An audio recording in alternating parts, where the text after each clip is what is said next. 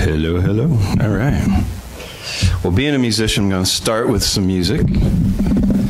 And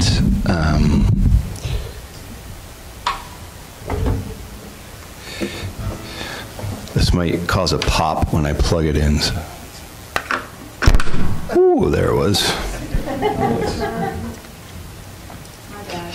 That's okay. You know, Bob Dylan was one of my early influences. Of course, Neil Young.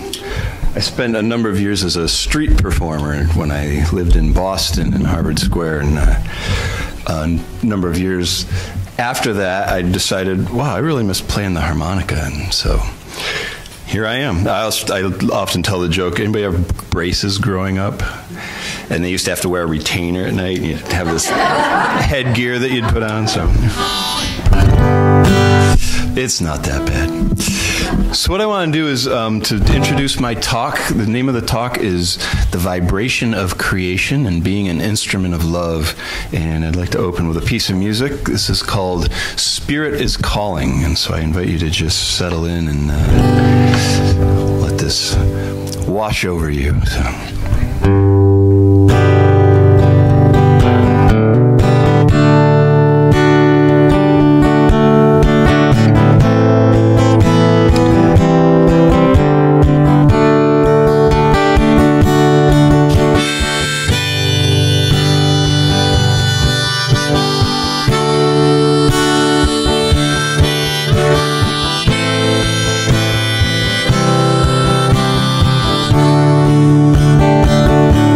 Spirit is calling, Spirit is calling,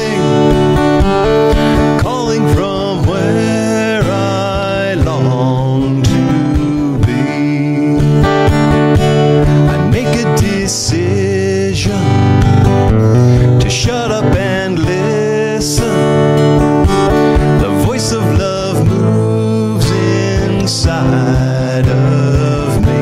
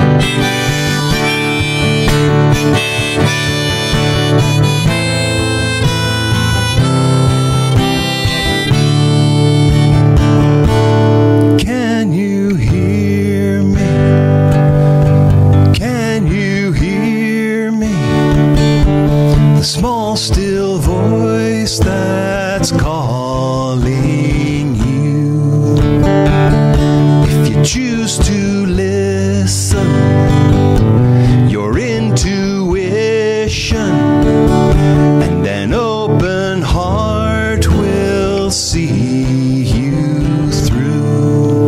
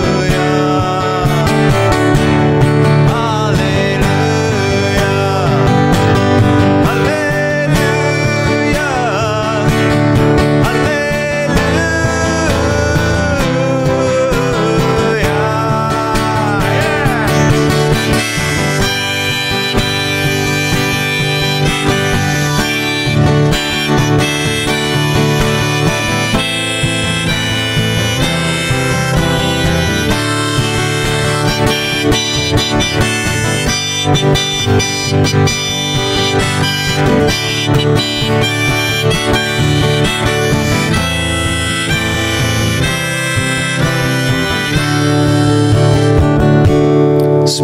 is calling. Spirit is calling. Calling from where I long to be.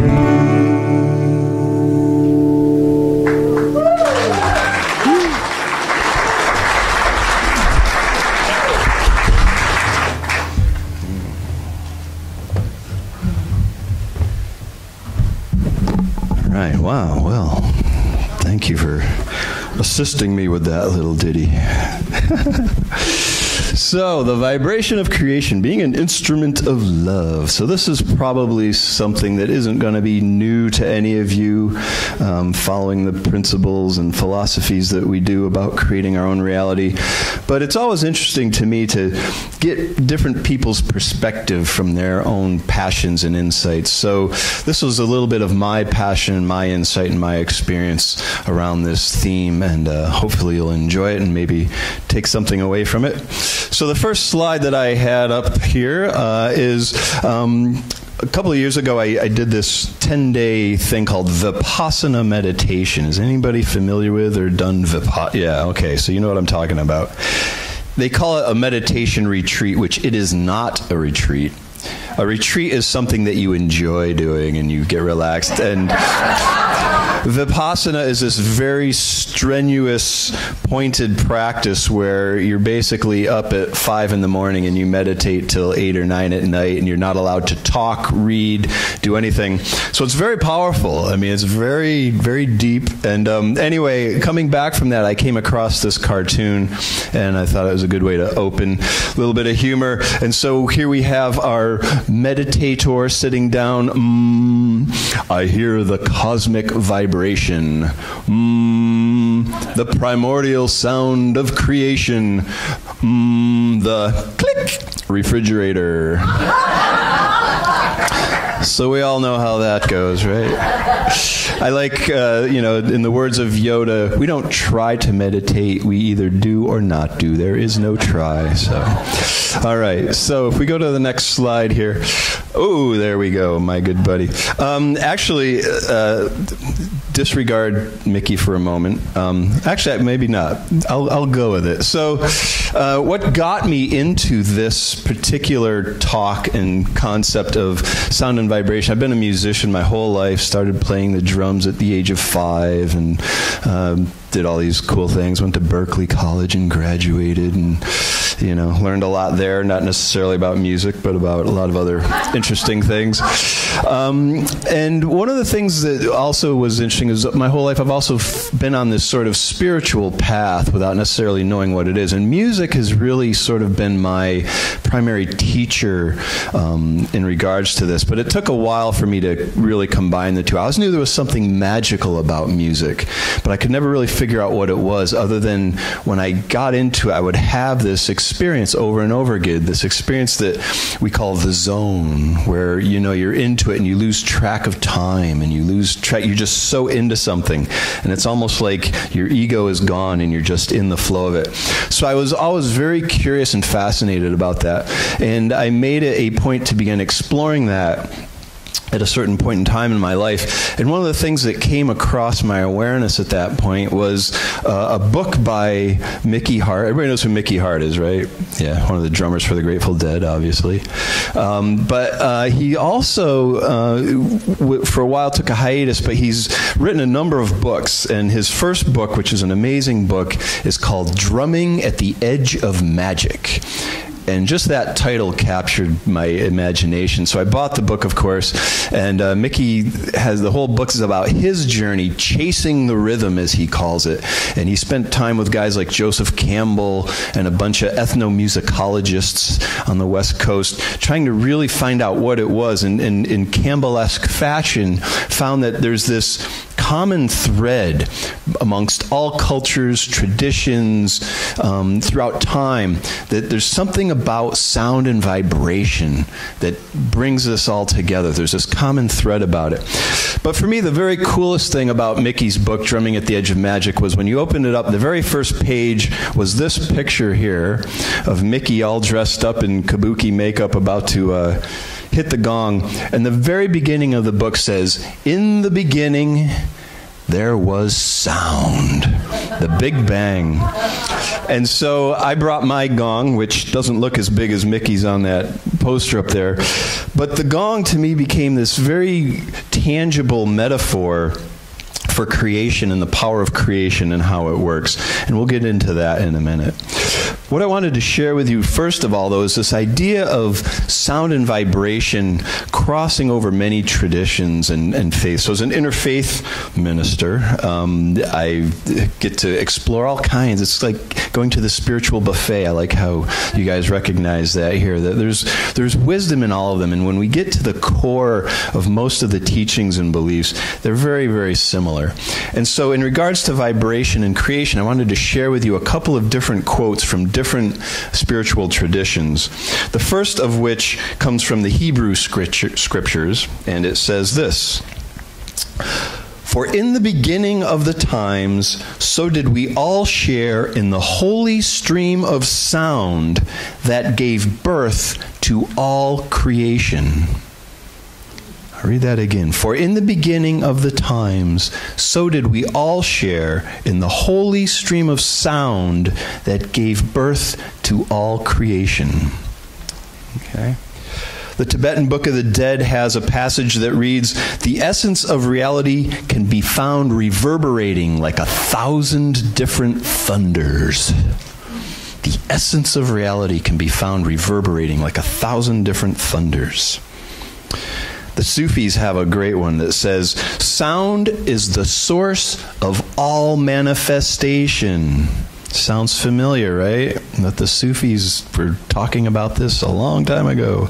"The knower of the mystery of sound knows the mystery of the whole universe." All right? Sound is the source of all manifestation. The knower of the mystery of sound knows the mystery of the whole universe. All right. And in Christianity, of course, we can talk about in the beginning was the Word, and the Word was with God, and the Word was God. So again, however you want to interpret Word, I like to interpret it as Word is this physically tangible thing, this vibration that has this spiritual essence behind it. And in the Hindu tradition, of course, they start with, in the beginning was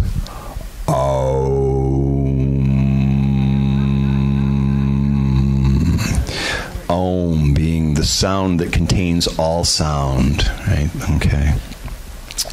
And now to bring it up to more modern times, anybody here into science at all? A little bit, yeah? Okay. Anybody familiar with string theory? Does anybody understand string theory?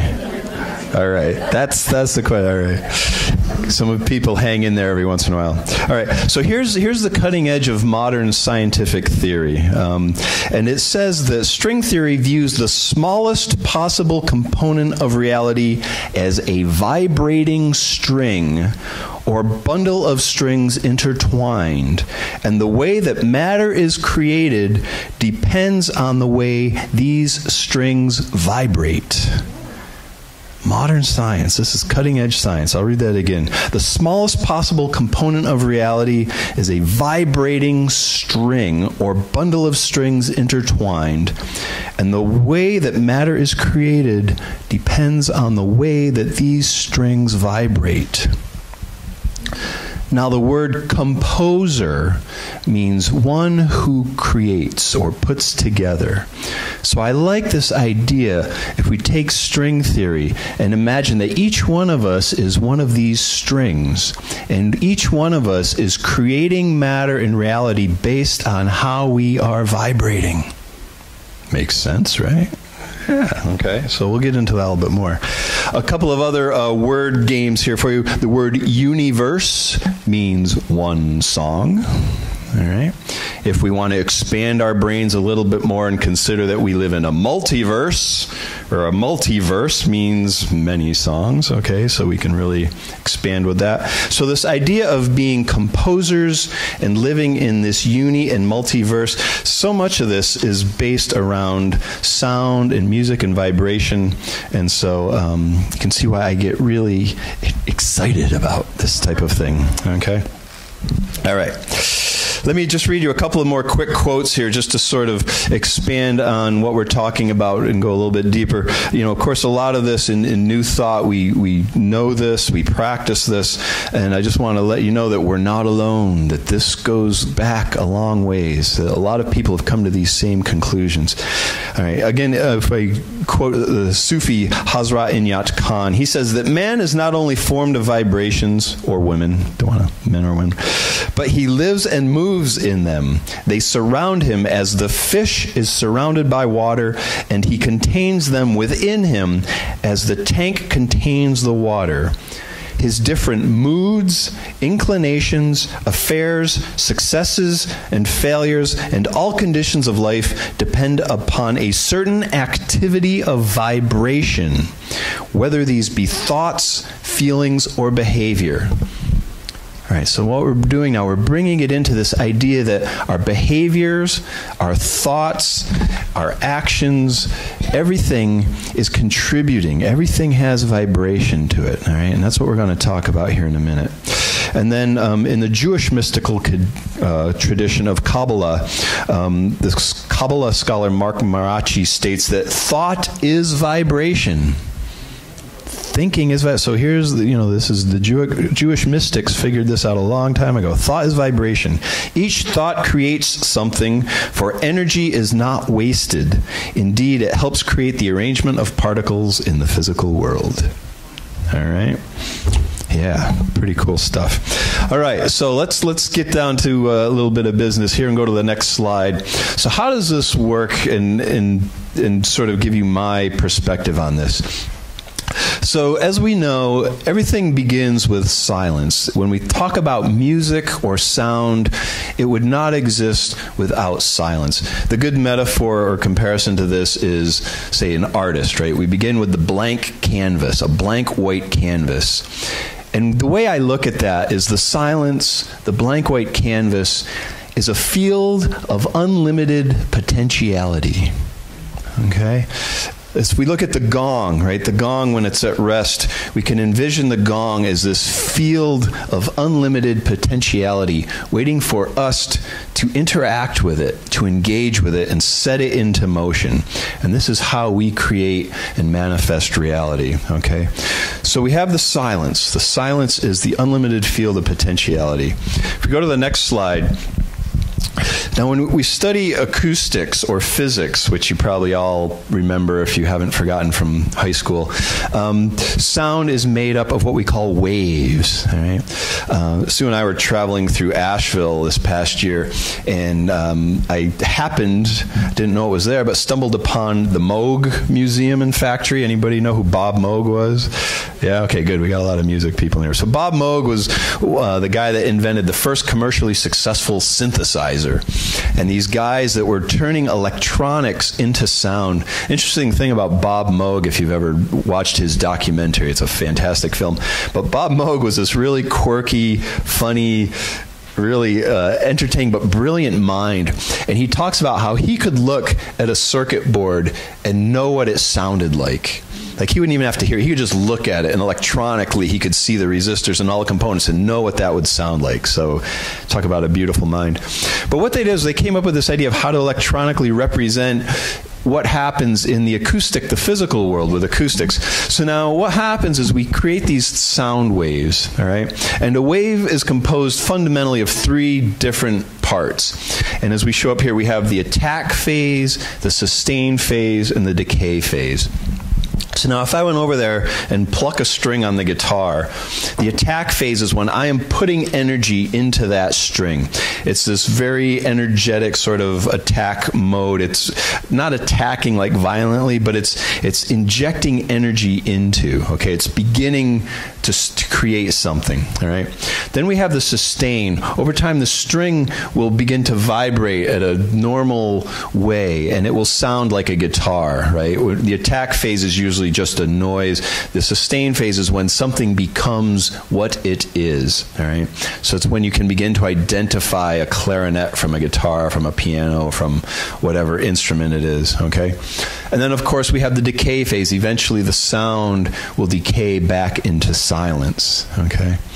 And now, if we change the wording of that slightly and go to the next slide, there's a certain tradition that I was exploring, and they use the generative phase, the organizing phase, and the destructive phase. And if we take the first letter of those three words, what do we get?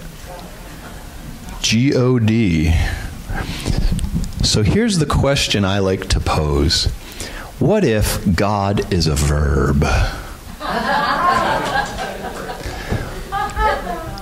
Think about that for a little bit, because to me, I'm thinking, God, in the beginning, God created, right? God is the act of creation. And if you think about it, that's what we all are. We are all parts of this creation. We are all embodiments of God, right? That's what we're talking about, all right? So generative, organizing, and destructive. And once again, I want to share with you that this isn't necessarily new, because if we go to the next slide, in Hinduism, they actually have names for each of these aspects of creation. Brahma is the god of creation. Vishnu is the god of the organizing, the sustaining of reality, and Shiva is the goddess of destruction. So they have actual embodiments of this God process. They give them anthropomorphized versions, so to speak. So this is how creation works, even in the Hindu perspective, okay? All right, so if we go to the next slide. What does this all mean for us? What we're talking about here is taking something from the non-physical to the physical and back again. And our jobs as instruments of love or instruments of creation is to be in this process. We are always in this process, whether we're consciously aware of it or not. We are constantly creating in this manner. So let's talk about this a little bit. As we go from the non-physical to the physical, we know that everything begins as a thought in our mind, right? So we have a thought. So that's taking something from the unlimited field of potentiality, and all of a sudden a thought appears in our mind. We are gifted or graced, or however you want to consider it, with a thought. Now, we could sit here and talk about whether or not all thoughts are inspired thoughts, okay? And we know that sometimes our subconscious just regurgitates stuff over and over. But you know that every once in a while, or if we practice very often, we are graced with a thought that we would call inspiration. The word inspiration comes from the Latin word in spirit. All right? We come up with an inspired thought. These are those thoughts of like, wow, I never thought of that before. Where did that come from? That's a really good idea, okay? So it starts with a thought. And so what happens, once we have a thought, it's becoming more physical, more tangible, all right? As we move along the continuum here, we know that we may or may not attach an emotion to a thought, right?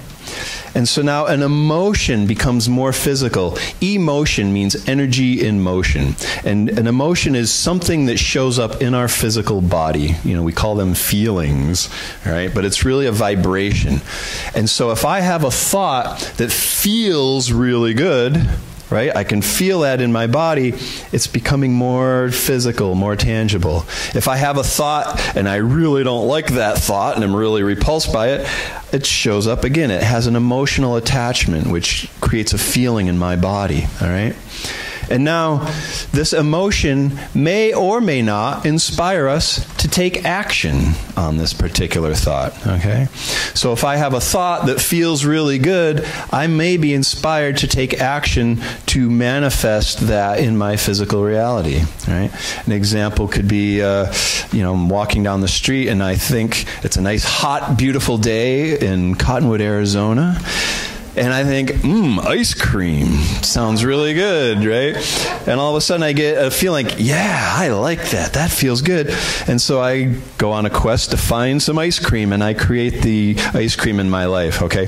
So it follows this path, right? And if we act on something long enough, we may or may not bring it to actual creation, to fruition, to manifestation. Oops. Sorry about that. Thought it was more solid than it was. We have this physical creation. And then, of course, we know that all things eventually, in physical form, return to dust, the decay phase, all right? And this process is continually going. And we know that everything that we see in physical form that was created by us started as a thought somewhere, all right? So let me give you one more example of how this works. Sue and I are traveling across country, and this is the second year that we've done the cross-country road trip. Last year we were traveling out of a Dodge Caravan, which, if anybody's ever, you see them all over the place. They're like your typical family van. And so we managed to pack ourselves in and more or less live out of a Dodge Caravan for a year. And yeah, I know. And I'm 6'2", so. The most amazing thing about that is people all say, how did your relationship survive 4 months in a van? And I thought, well, it's a make or break deal. When you're living that close to somebody for that long, either you end up closer than you ever were, or it's going to completely implode. The fact that we're still here, I guess it worked out, right? At least for the moment, so we'll see. But anyway, as we were traveling and we were wrapping up and heading back to Maine, I kept having this thought about it would be really cool to have a bigger van, something with a little more room and comfort. And that thought felt really good to me. So when we got back to Maine, my project this past summer and fall was creating this new van. So, I spent the summer figuring out what did I want, what was going to work for us, tracking one down, buying it, and then stripping it out and converting it. And so I went through all these different phases of the inspiration, the emotion, the action, and the creation. And you can actually see what resulted from that out in the side parking lot there after the service if you want. And I realized that at some point, this van will return to rust or dust or whatever it does. So it is temporary. But it was that whole process, went through that whole phase. So what I want to do is inspire you and encourage and really thank you for being the creators that you are, that we are constantly in this process from the moment we wake up to the moment we go to bed. When you wake up in the morning, it starts beginning to think about, what do I want for breakfast, right? Creating breakfast is a creative act. What am I going to wear today? All these things. So we're always in this process. And the thing that we want to pay attention to is knowing that we are strings of creation in this symphonic, universal symphony thing that we live in. We really want to pay attention to those thoughts that we latch onto, okay, and pay attention. This is where things like meditation are so important, to allow us to tune in and see what's really happening with us. What am I really passionate about? What is it that I'm emotional about? And what are those emotions leading me towards, right? Everything is here to serve us. Okay. What I would like to invite us to do is, first I'm going to read you a poem, and then I'm going to invite us into meditation. And as we go into meditation, I would invite you to take the time to really, first of all, get quiet. I'll use the gong because I'm sure everyone wants to hear the gong. I'll bring us into meditation with the gong. So I'll play the gong for just a little bit. But a good technique to begin to focus the mind is follow the sound of the gong all the way into silence. See how long you can keep your attention focused on the sound of the gong. And when you get to that point where you're no longer necessarily hearing it, but you're in that stillness, that quiet space, Just notice your thought stream. See which thoughts come into your reality and see how they interact with you. See if certain thoughts bring up an emotion for you. Just noticing what happens. See if you can notice which thoughts are inspired thoughts versus just the old, hamster wheel mind garbage that just comes up over and over. Just noticing, right? We're just noticing what's happening at that very first stage of creation, okay? So the poem I want to read to you is the Flute Prayer, which some of you may be familiar with. And it's this idea that we are all instruments, that the divine works through us, and our job is to be open and available to sing this song that comes through us, right? We each have our own unique song, our own unique gifts and talents. And when we tune in to where we're being guided to use those, that is really our purpose for being here, all right? So the Flute Prayer says this: O God, make me a hollow reed from which the pith of self hath been blown, so that I may become as a clear channel through which thy love may flow to others. I'll read that one more time. O God, make me a hollow reed from which the pith of self hath been blown, so that I may become as a clear channel through which thy love may flow to others. So when you're ready, I invite you to close your eyes if you wish and just begin to settle in.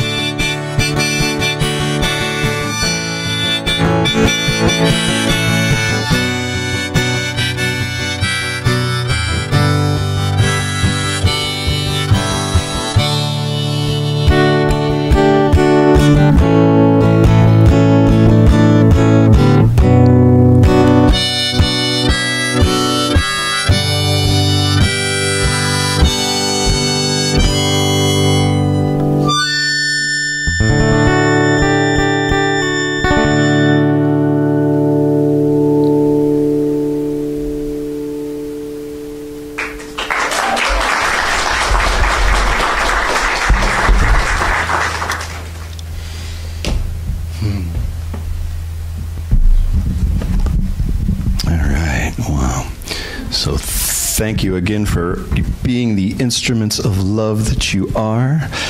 And I'm going to close with one last poem. This is actually comes from a Moody Blues song. Yeah, all right. And this comes from a song called The Lost Chord. Yeah. This garden universe vibrates complete. Some may get a sound so sweet. Vibrations reach on up to become light, and then through gamma, out of sight. Between the eyes and the ears there lie the sounds of color and the light of a sigh. And to hear the sun, what a thing to believe. But it's all around, if we could but perceive. To know ultraviolet, infrared, and X-rays, beauty to find in so many ways. 2 notes of the chord, that is our full scope. But to reach the chord is our life's hope. And to name the chord is important to some, and so they give it a word, and the word is Om. Thank you all very much. It's been a pleasure.